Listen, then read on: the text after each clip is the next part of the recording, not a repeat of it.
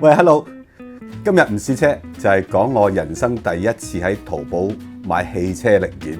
咁點解我會去淘寶買嘅咧？嗱，我諗好多人都知道我揸緊咩車啊，就係雷諾嘅 Megane RS 嘅。其實我架車都揸咗7年㗎啦，就冇乜事幹，亦健康康咁係啲正常嘢啫，所以我又唔需要翻原廠嘅。我買開嘢嘅英國網站咧就停咗運貨，常規嘅嘢我都要換㗎。其實我係好奇，我架車又比較冷門少少，咁常規嘅嘢如果有時候緊急要用嘅話，都要有個隨意門，一打開就可以買到嘢㗎。原廠件啊，大家知道一定貴㗎啦。咁有幾貴呢？嗱，間唔同嘅。咁我買3樣嘢啫。油格啦、風格啦同埋冷氣格嘅，咁呢3樣嘢亦都係最常換嘅嘢嚟嘅。原廠嘅油格咧喺香港買咧就260幾蚊嘅，風格咧就500零蚊啦，冷氣格都幾誇張啊，700幾800蚊嘅。咁你話哇，好似都唔係好多錢啫。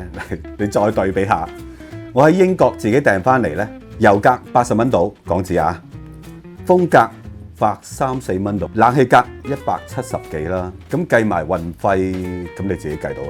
淘寶又點樣咧？淘寶咧油格45蚊，風格60蚊，冷氣格又係60蚊，當然全部人仔啦，加埋我諗300蚊可以落樓噶啦。哇，相差咁遠嘅，其實又唔係單純 Renault， 大家喺路面成日見到啲德國牌子咧，其實風格800幾蚊，油格200幾蚊。冷氣格800幾蚊，其實就似乎你經原廠代理買呢個價錢一定唔會特別平嘅。咁既然個價錢相差咁遠，梗係值得試一試啦，係嘛？你見到我一台都係嘢，其實就嚟咗噶啦。咁我亦都問咗香港 Renault 嘅維修部咧，係借咗啲件，咁所以有啲件係拆唔到，但係可以拎出嚟俾大家睇。首先好迷茫嘅第一件事，嗱，大家就咁望咧，喂，好掂喎個樣。仲有 Made in France， 哇，好得人驚喎！點解大陸買嘢會 Made in France 嘅？都 OK 嘅，收起上嚟，印刷精美，盒又精美，顏色又好似好真，因為我之前都一路都有用嘅。但係硬係覺得點解怪怪地嘅咧 ？OK， 咁我就問廠借咗個原廠嘅翻嚟。係咪睇到差唔多啊？嗱，俾你望多次啊，都係 Made in France。但係大家睇下喎，佢哋嘅身高係唔一樣嘅，呢個發育不健全嘅，呢個又好似係正常嘅，好驚啦！第二個好驚嘅就係佢哋嘅 parts number 咧都係唔一樣嘅。咁呢個稍後再解釋。最常換嘅梗係風格啦，你睇下係咪好得意啊？白糖糕咁嘛，先唔講邊個係大陸買，邊個係喺經代理嗰度買嘅？你覺得邊個係原廠嗰度買，邊個係淘寶買咧？望落去似呢個，其實呢個係原廠買嘅，呢個係淘寶買落嚟嘅。哇！我一見到兩件嘢，我真係嚇一跳。喂，雖然個形狀好接近啫，但係點解相差咁遠嘅咧？佢個 parts number 咧都係唔一樣嘅，咁就驚上加驚。最貴嗰樣啦，冷氣風格。冷氣風格大概1年換一次到啦，就冇油格同風格咁換得咁密。嗱，可以睇睇啦，好似顏色都有啲唔一樣。邊個係大陸買咧？邊個係香港代理商借俾我嘅咧？呢個係代理商借俾我嘅，呢個係大陸買嘅。望個形狀咧係好接近，好接近嘅。你睇嗰啲物料咧，好似相差有段距離咁啊，都係啲碳嘅物料嚟嘅。但係最關鍵嗰樣嘢又係啦 ，parts number 完全唔一樣。嗱，就咁講啲 packing 咧，我真係好難判斷邊個真邊個假嘅。可能兩個都係真嘅，因為究竟所有件都根本喺大陸做，然後運過去就變咗當地做，係咪咁嘅原因咧？因為以前真係有發生呢啲事噶嘛。咁定係呢件係假貨咧？即係大陸做嘅係假貨咧？好難捉摸啊！就咁睇個印刷咧，老老實實咧。我覺得大陸買啲好似仲靚啲，原廠借俾我嗰啲咧，亦都係我一路買翻嚟就係咁嘅 packing 嘅，好接近嘅，好接近嘅。你睇啲 design 都好接近嘅，但係印刷咧，呢個係大陸買嘅，係真係好似精美啲嘅。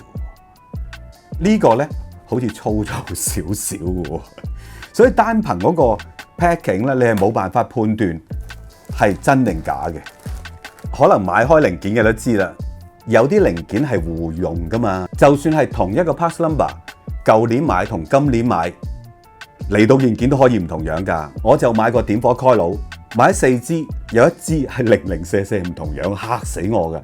究竟我支係真定假㗎？我喺英國買翻嚟嘅，結果我都係要 send 信去問，原來佢話俾我聽 parts number 唔同咗，因為改咗啦。單丁我知咧係舊款嚟嘅，但係一樣放心用到嘅。我就好唔放心啊！結果揾車房去再 check 係 OK 嘅，所以 parts number 有時候係共用嘅，所以大家要知道啦，點樣 check 共用嘅 parts number 咧 ？Google 神梗係幫到你啦，但係今次 Google 神都幫唔到我，就係我有一件係 check 到係有共用係 OK 嘅。如果冇記錯，應該係冷氣風格，其他咧我都 check 唔到，冇辦法啦。既然買翻嚟，雖然我用咗好少錢啫，我都拎啲件去俾車房，佢話件都話冇問題，咁我話高佬同矮仔都冇問題，只要呢個窿啱就得啦。咁當然事實上都係嘅，呢個螺絲窿係油格裏邊最關鍵嘅，究竟佢傷唔傷得入就係靠呢個噶啦。至於大同細呢，個關鍵係喺佢過濾能夠 trap 到嘅殘餘物質嘅能力有幾高。如果你係好勤咁換油格呢，大細反而唔係一個好大嘅關鍵，有時細啲仲好添，因為細啲咧，你可以就咁伸隻手上去咧，就上得入去噶，亦都可以就咁甩出嚟嘅。呢個就唔得啦，呢個要用少少工具先得嘅。風格咧，車房就話啱嘅，裝落去咧好似爭少少，但係佢話爭少少關係唔係好大嘅。你見有少少污糟，其實我都開始用緊嘅啦。冷氣格咧，如果個 size 係接近嘅咧，我都相信係裝得入嘅。個關鍵係個過濾效能係點樣嘅啫。嗱，除咗風格我而家係用緊之外咧，其他嗰兩件咧我都仲猶豫緊用與唔用。其實風格我都係有擔心嘅，雖然望落去所有嘢都係唔啱，咪掹翻出嚟咯。係油格麻煩啲，油格一甩就一定要換翻個新嘅啦，亦都要換晒啲油噶啦，係成本高啲嘅。如果個風格真係過濾能力係差嘅，其實就會影響咗個燃燒喎，短期內唔會發現㗎，可能揸耐啲就你會發現個火嘴係燒得好古怪嘅，咁亦都影響你嘅表現嘅。但係我用咗1個月，暫時係 OK 嘅。咁冷氣格咧，我亦都係有擔心嘅。大家如果有睇過龍 Sir 講冷氣 DIY 嗰 part 咧，就千叮萬囑我哋唔好整壞個凍蓋嘅，因為要拆標板嘅。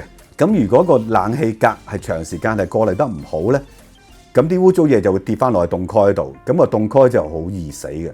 但係咧又冇死得咁快喎，可能幾年就死喎。咁所以我都好猶豫用定唔用。油格咧我就可以試下用嘅，但係我就可能會跟足晒廠嘅指示，我行5000公里就5000公里換噶啦，我唔會加多500噶啦，因為我好想睇下用完之後啲油個狀況係點，拆出嚟睇下個油格個狀況又係點樣？雖然都未必睇得到。今次拍呢條片呢，我係想純粹分享我第一次喺淘寶買汽車零件嘅經驗。我除咗換咗呢個風格之外呢，其他嘢我都仲係猶豫緊嘅。咁當然你話唔放心嘅話，不如使多啲錢去代理商去買。其實呢個係最安全嘅做法。問題係你自己個差距，你自己係咪 comfortable 啦？你都話都唔係好多錢啫。其實啱嘅，買個安心係正確嘅。咁你亦都可以有第二個選擇，就係我喺外國買翻嚟都得嘅。外國好多呢啲賣零件嘅網站，幫你 check parts number 啊，回覆你啲疑問啊。但係你自己有基本嘅汽車知識，亦都要識睇嗰啲汽車圖先得。你再唔放心啲嘅，經翻車房去幫你訂咯。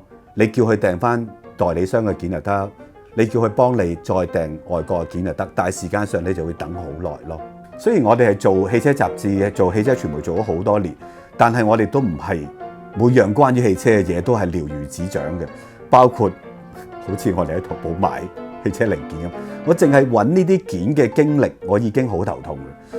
一來我完全唔識淘寶，我根本冇 account，我次淘寶都係揾阿 Ruby 嘅，咁我自己要去揾呢架車嘅名啦、年份啦，咁嚟到又再 check 翻啲 parts number 啦，再要 check parts number 可以共用嘅資料啱定唔啱啦，又要 send 翻微信去問佢嗰啲件究竟啱定唔啱㗎？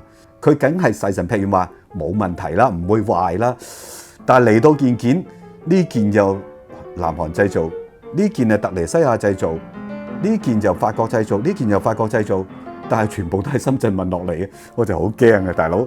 我相信大家都有好多呢啲淘汽車零件嘅經驗嘅，無論好嘅壞嘅，不如大家拎出嚟討論下，大家都學下嘢啊嘛〜